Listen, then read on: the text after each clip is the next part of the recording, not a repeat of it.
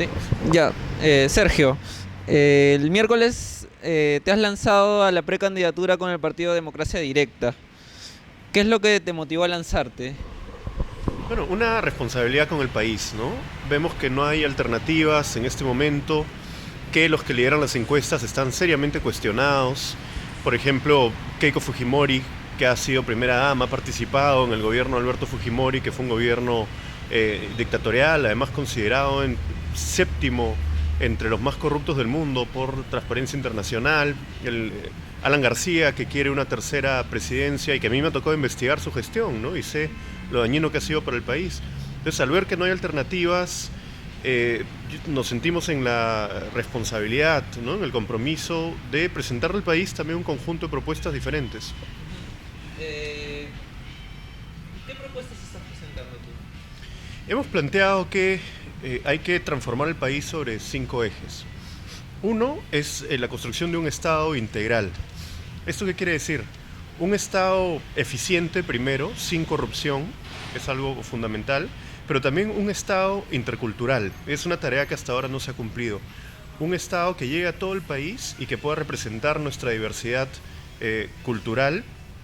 Un Estado además soberano. Y en estos días se ha discutido mucho la capacidad soberana del Estado, cuando hemos visto que Petroperú no puede ingresar, por ejemplo, al lote 192 para explotarlo. Y creo que debemos estar, como en muchos otros países de la región, con empresas públicas que tengan la capacidad de hacerlo, pero sobre todo con la capacidad de poder tomar nosotros, como peruanos, las decisiones.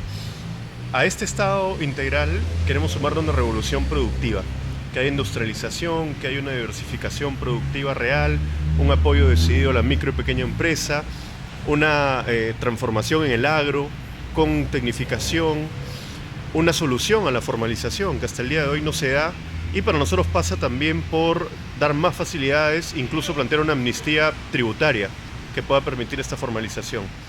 A estos dos puntos sumamos un ejercicio de derechos plenos: salud, educación, seguridad social, solución de problemas concretos, agua y desagüe, luz definitiva, título de propiedad, seguridad ciudadana, y esto en el marco de una integración latinoamericana, ¿no? Serían los 5 ejes de nuestra propuesta. En las elecciones internas las vas a disputar con Andrés Alcántara, ¿no? Presidente de la Asociación de Fonovistas del Perú. ¿Crees que puede tener cierta ventaja? Mira, cada grupo está definiendo cuáles van a ser sus mecanismos para definir a sus candidatos.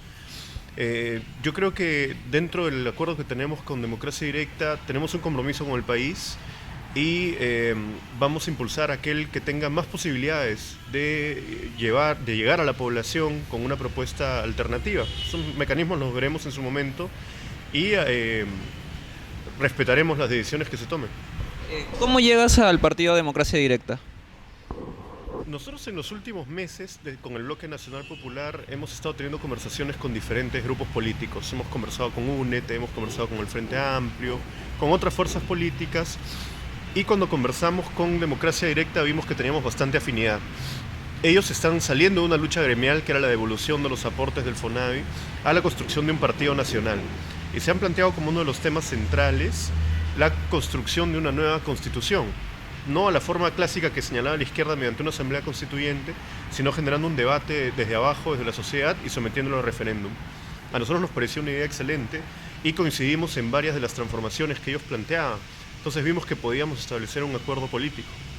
Eh, de acuerdo, ahondando más un poco en los temas de explotaciones de materias primas, en los lugares de conflictos socioambientales, ¿no? ¿Cuál va a ser tu visión para poder tratar estos temas? Sobre todo tipo Conga, el lote 192 también. Bueno, mira, yo creo que tenemos que impulsar un proceso de industrialización en el país, necesariamente. Y eso implica explotar recursos naturales. No me parece viable no explotar esas riquezas que nos da la naturaleza. Sin embargo, tenemos que ser muy claros en el respeto al medio ambiente, en el respeto a las comunidades, el respeto a los derechos laborales de los trabajadores. Si hay reglas bien definidas y hay un Estado capaz de hacerlas cumplir, yo creo que sí pueden haber actividades extractivas. Ahora, hay dos casos emblemáticos, ¿no? Que son el de Conga y Tía María. Yo creo que los dos ya se ha vuelto inviable por el rechazo de la población, y por las malas prácticas que han tenido estas empresas. En otras condiciones quizás se hubiera podido, pero creo que en las actuales no.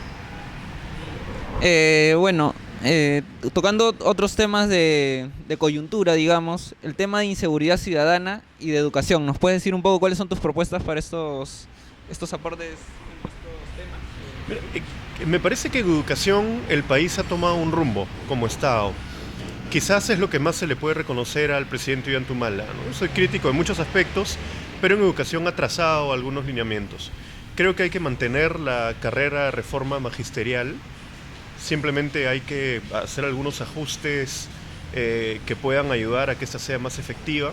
Hay que cerrar la brecha en infraestructura, esto es absolutamente necesario. Hay que mejorar también las remuneraciones de los docentes y hay que ver los mecanismos de que el ministerio pueda garantizar una mayor calidad educativa. De lo que se trata es de fortalecer la educación pública, porque es ahí donde están las principales brechas educativas.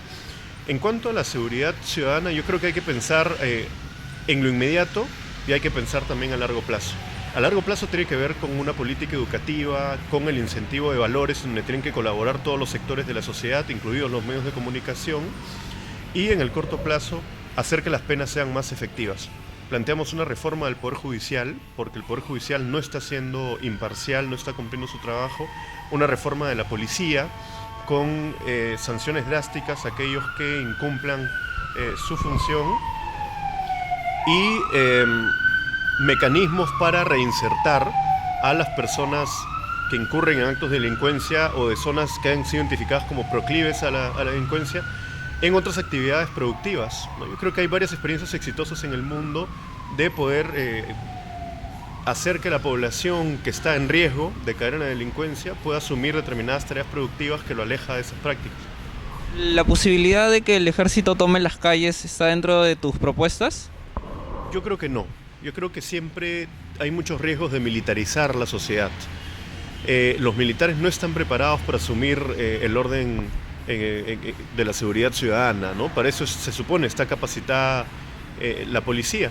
Ahora los militares pueden participar, por ejemplo, en acciones cívicas y eso de alguna manera ayuda a mantener el orden. Pero de lo que se trata es de combinar medidas que puedan fortalecer la educación de las personas, fortalecer una cultura democrática de cumplimiento de la ley y hacer que las sanciones efectivamente se cumplan. ¿Cómo irnos un poco alejando de las prácticas de explotación de materias primas y acercarnos un poco a la industrialización? Eso es fundamental y ahí me parece que el Estado tiene un rol clave. En todos los países que ha habido un desarrollo importante en ciencia y tecnología o en desarrollo de la industria, el Estado ha participado directamente. Porque evidentemente la empresa privada que cumple un rol le interesan también las ganancias en el corto plazo y es más difícil para ellos planificar 10 o 15 años para la innovación. El Estado sí lo puede hacer. Lo puede hacer directamente o lo puede hacer mediante fondos concursables, el impulso de parques tecnológicos, ciertas facilidades para determinados nichos productivos. Eso se puede hacer. Entonces, esta industrialización con transformación de nuestras materias primas tiene que tomar una dimensión descentralizada también, ¿no? No todo en Lima, sino a lo largo y ancho del país identificar cuáles son esos ámbitos donde se puede desarrollar. Por ejemplo, en el norte, calzado, aquí en el sur de Lima, madera, en fin, ir identificando cuáles son los ámbitos en donde se puede desarrollar industria. Hablaba de otros puntos donde se puede industrializar la industria. ¿Usted dónde va a enfocar su campaña? ¿En qué lugares? Bueno, hay que llegar a nivel nacional. Eso es muy importante, ¿no? Hay que llegar a Lima porque creo que Lima congrega prácticamente a todo el país. Aquí todos somos producto de alguna forma de migraciones. Todos tenemos parientes que han venido a alguna parte del país diferente de Lima. Y es una manera también de llegar al resto del país. Me parece muy importante llegar también al sur andino, a la Sierra Central, que es una zona que históricamente ha sido muy progresista y ha buscado transformaciones, ¿no? Y me gustaría también recoger las propuestas de la gente, porque creo que uno no solamente tiene que pensar que tiene todas las respuestas, sino al contrario, tiene que escuchar a la gente y ver de qué manera se les ayuda a cumplir sus anhelos. Usted debe estar trabajando con un equipo, más o menos, ¿con quiénes está trabajando? Si nos puede decir algunos nombres y si tiene pensado formar alianzas. Bueno, hace poco hemos tenido nuestro primer evento de plan de gobierno. Hemos congregado a varios profesionales. Quizás algunos no querrán ser mencionados todavía, pero sí te podría decir que han habido expertos en temas económicos, ingenieros, expertos en gestión de riesgo de desastres, en distintos ámbitos y que poco a poco vamos a ir articulando, digamos, de una manera más clara para que puedan ser nuestras propuestas como un equipo ministerial, ¿no? Eso va a tomar seguramente algún tiempo, pero nos interesa convocar a todos los profesionales, nos interesa mucho convocar a profesionales jóvenes que tengan una posición progresista, que quieran transformar el país. ¿Por qué cree que hay tres bloques de izquierda?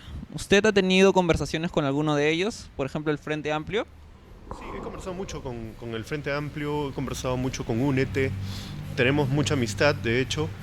Eh, Hemos conversado sobre las posibilidades de unificación y hemos visto que todavía en esta etapa no va a ser posible porque cada uno de los grupos ha entrado en un proceso interno de elección de sus precandidaturas, pero confiamos en que luego de esto sí va a ser más fácil conversar, incluso plantear que aquellos que hayan ganado dentro de sus espacios puedan integrar una plancha unitaria. Además de eso, las conversaciones con Únete han ido avanzando un poco más allá y sí, hay posibilidades de un acuerdo más pronto. Entonces, ¿estaría usted dispuesto a formar un solo bloque de izquierda? Lo hemos dicho desde un principio, la consigna del Bloque Nacional Popular ha sido un solo frente, un solo programa, una sola candidatura, pero nosotros insistimos en que no debemos ver esta coyuntura como un problema de izquierda o derecha. Las tareas que tenemos por delante nos exigen una unidad mucho más amplia del pueblo peruano, de todas las fuerzas democráticas que quieren cambiar el país. ¿Usted se siente representante del, bueno, la nueva izquierda peruana o el nuevo, digamos, la nueva camada de políticos jóvenes? Bueno, sí somos en cierta forma la nueva camada de políticos jóvenes, ¿no? Y yo sí aspiro a poder representar a un sector amplio progresista, de gente que no quiere corrupción, de gente que no quiere volver a las épocas de violación de derechos humanos, de gente que quiere contribuir a solucionar los problemas concretos de la gente, ¿no? La gente que vive en un asentamiento humano sin un título de propiedad, sin agua y desagüe, con inseguridad, que necesita que se le dé una respuesta. ¿Usted cree que la megacomisión fue el trampolín político que usted necesitaba para posicionarlo hoy como un precandidato a la presidencia? Bueno, mira, cada uno se conoce por su trabajo, ¿no? Si la gente me ha podido conocer a partir del trabajo en la mega comisión, en buena hora. Yo cuando entré al Congreso planteé tres ejes de trabajo. Yo dije, me voy a dedicar a la lucha contra la corrupción, al tema educativo y a los servicios básicos para la población más necesitada. Y en verdad es lo que he hecho estos años, ¿no? Impulsando la ley universitaria, me tocó presidir por una serie de casualidades la mega comisión. Y en mis semanas de representación y en general mi gestión parlamentaria siempre he tratado de estar cerca de las poblaciones que luchan por su título de propiedad, por su agua y por su desagüe, ¿no? Entonces, si uno se conoce por sus actos, y esto ha podido hacerme conocido a nivel nacional en buena hora. ¿Qué otras experiencias políticas tuvo antes del Congreso? Yo empiezo a hacer política desde los 21 años aproximadamente. De hecho, en el colegio yo no estudié aquí, estudié en Bolivia. Me tocó ser presidente de mi promoción, que fue como una especie de experiencia política temprana. Pero ya a los 20, 21 años empiezo a hacer trabajo más activista en la universidad, cuando era estudiante. De hecho, ahí formamos un colectivo que se llamaba Partido Socialista Democracia Total. Aspirábamos a construir un partido socialista. No lo llegamos a hacer, pero fue una experiencia que nos sirvió para un primer entrenamiento, digamos, en el ámbito político. Ya en el 2005 ingreso a militar al Partido Nacionalista. Ahí tuve la oportunidad de ser miembro de la Comisión de Formación Política, coordinador nacional de Juventudes y después congresista, ¿no? Y bueno, por una serie de discrepancias ya renuncié, situaciones que para mí eran insostenibles. ¿Qué situaciones usted cree que pueden ser insostenibles para salirse de una bancada? Primero, cuando el grupo político ha abandonado totalmente su programa, ¿no? Uno, por realismo político, por entender la correlación de fuerzas, las coyunturas, entiende que no todo se puede cumplir, que hay cosas que son más difíciles de llevar adelante. El problema es cuando hay un retroceso claro, ¿no? Y cuando hay un convencimiento de que hay que abandonar el programa. Para mí eso era muy difícil aceptar. Para mí fue muy difícil aceptar que el gobierno se enfrente a la juventud, que se enfrente a los trabajadores y ya para mí no representaba lo que alguna vez representó, ¿no? Volviendo un poco a lo de la megacomisión, ¿usted cree que cumplió su objetivo? ¿Cumplió la meta con la megacomisión? Sí, yo creo que sí. Mucha gente piensa que la meta era meter preso a García Pérez y eso no le corresponde a una comisión investigadora. La comisión investigadora elabora un informe, da cuenta de hechos y finalmente su objetivo es que la ciudadanía conozca la verdad de un asunto de interés público. Y creo que eso se ha logrado con informes como los narcoindultos, de colegios emblemáticos, de Agua para Todos. Incluso el caso narcoindultos ha generado ya juicios que están a punto de culminar y que han identificado las mismas responsabilidades que nosotros. Entonces, en ese aspecto yo creo que sí, se ha podido ir cumpliendo lo que habíamos establecido como objetivos. Un poco volviendo a lo de los partidos con los que ha conversado, ¿qué diferencia ha encontrado entre Democracia Directa, el Frente Amplio y Únete? Bueno, lo primero es que Democracia Directa aceptó tener un acuerdo político con nosotros, ¿no? Un acuerdo político de igual a igual, en donde teníamos una serie de posibilidades de construir un programa, de construir los caminos para las representaciones. En el Frente Amplio hemos tenido muy buenas conversaciones, quizás hay matices en el programa, ellos tienen una posición más post-extractivista, el tema ambiental es muy fuerte. Para mí es muy importante, evidentemente, pero creo que hay que industrializar el país, por ejemplo. Y en ese caso no se planteaba la posibilidad de un acuerdo político con nosotros, sino que ingresáramos al Frente Amplio. Algo similar ha sido con Únete, sin embargo, aparentemente hay un poco más de flexibilidad para poder resolver un acercamiento. ¿Cuál fue la coincidencia más importante que usted pudo sentir en sus conversaciones con el partido Democracia Directa para que pueda tomar la decisión y postular con ellos? Bueno, la nueva constitución. Me pareció interesantísimo. Ellos han tenido una experiencia exitosa de democracia directa, que ha sido el referéndum para la devolución de los aportes, y quieren aplicar eso para someter a consulta nacional una nueva constitución. Ya me parece que ellos han identificado claramente los ejes, los cambios que tienen que haber en cuanto a la participación del Estado en la economía, en cuanto a la propiedad de los recursos naturales y una serie de aspectos con los cuales nosotros coincidimos. De usted ganar las elecciones internas de su partido, competiría con una persona a la cual ha investigado. ¿Se siente un poco preparado para esta contienda, sobre todo con Alan García? Yo creo que en ese caso es en el que estaría más preparado, porque conozco muy de cerca cómo ha gobernado y le pediría varias cuentas, ¿no? Por ejemplo, si en un tercer gobierno suyo volvería a indultar a cerca de 3.500 narcotraficantes, si volvería a indultar a cerca de 1.800 delincuentes que los ha puesto nuevamente en las calles para perjudicar la seguridad ciudadana, si volvería a contar con aquellos personajes sumamente cuestionados que defalcaron el Estado. Yo creo que me gustaría más bien enfrentarme a él en una contienda. ¿Por qué Keiko Fujimori y Alan García no deberían ser elegidos presidentes? Mira, Keiko Fujimori avaló muchísimas cosas cuando fue primera dama. Ella no era ninguna jovencita, ya tenía 21 años. Avaló primero que torturaran a su propia madre, ¿no? Me parece gravísimo. Avaló el golpe de Estado. Avaló en cierta forma la corrupción, la violación de derechos humanos y a Montesinos, porque al final ella convivió con eso y nunca ha podido explicar, por ejemplo, el origen de sus estudios. Ella debía saber que el sueldo de su padre no alcanzaba para una educación tan costosa como la que tuvo. Entonces yo no creo que sea la persona idónea para el país. ¿Y sobre Alan García?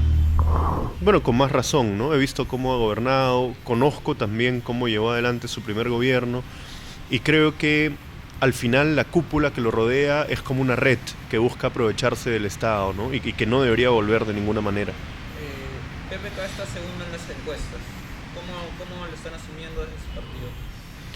Es una persona con la cual hay que competir en el ámbito de las ideas. Para mí él representa a la derecha, tenemos diferencias claras de programa, Es una persona además muy vinculada a grandes empresas, ¿no? A transnacionales. Tendrá que explicar si es que se va a desligar de estas cuando sea gobierno, si las va a favorecer. Y para empezar, si es que va a renunciar a su ciudadanía norteamericana, ¿no? Que hasta donde entiendo no lo ha hecho todavía. ¿Cree que en las próximas elecciones el Perú necesita nuevas caras políticas, políticos que estén dispuestos digamos, a ensuciarse un poco, salir y ya no quedarse con los laureles, o si se puede llamar laureles, o con el que han tenido en el pasado? Sí, definitivamente. El Perú necesita una renovación completa en todos los ámbitos y en el ámbito de la política con más razón.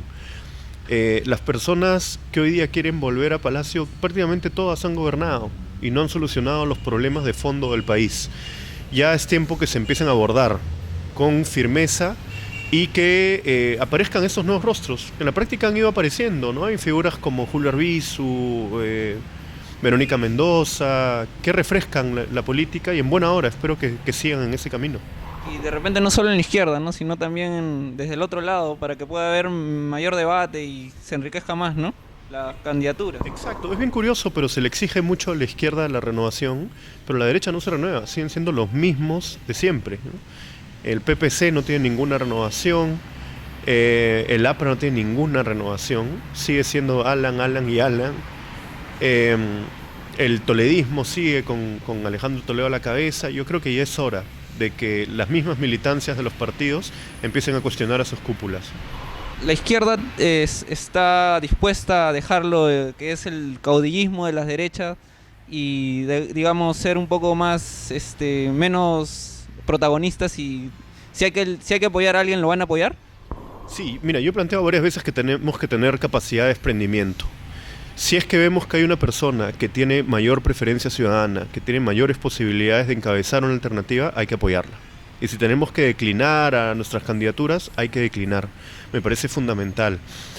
Nosotros en el Bloque Nacional Popular, por ejemplo, estamos creando una estructura diferente de partido. No hay presidente, porque cuando hay presidente en los partidos termina haciéndose permanente y termina siendo un caudillo que manda, ¿no? En este caso no, hay una comisión política, un comité directivo y yo soy un vocero. Yo soy el vocero nacional que lleva a los medios de comunicación, digamos, a la opinión pública, lo que se decía en el colectivo. Pero usted está inscrito ya en el partido. No, bueno, es un partido que va a empezar su proceso de inscripción el año 2016. Todavía tenemos unos cuantos meses de fundados, pero tenemos que ver los mecanismos para participar con democracia directa o incluso en una alianza más amplia para el 2016.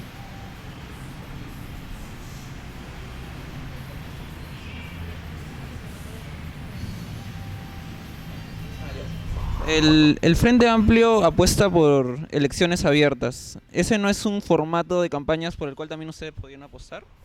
Sí, podría ser. Ahora, en sus estatutos ellos dicen que los candidatos se eligen por Asamblea Nacional de Delegados.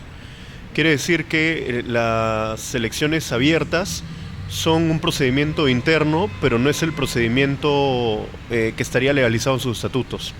O sea, finalmente, después del proceso interno, van a tener un proceso con delegados que van a ratificar o no esa decisión. Me parece bien, lo podemos hacer dentro de democracia directa, todavía estamos definiendo cuáles van a ser los mecanismos de decisión. ¿Por qué no con el Frente Amplio? No, yo no he dicho que no, digamos, estamos con las conversaciones todavía en marcha, pero lo que nosotros plantearíamos es que ellos acepten también un tipo de acuerdo político con otras fuerzas y con otros bloques. Ellos han puesto algunos vetos, algunos personajes, por ejemplo a Jude Simon. Ahora Jude Simon ha declinado a su precandidatura, dice que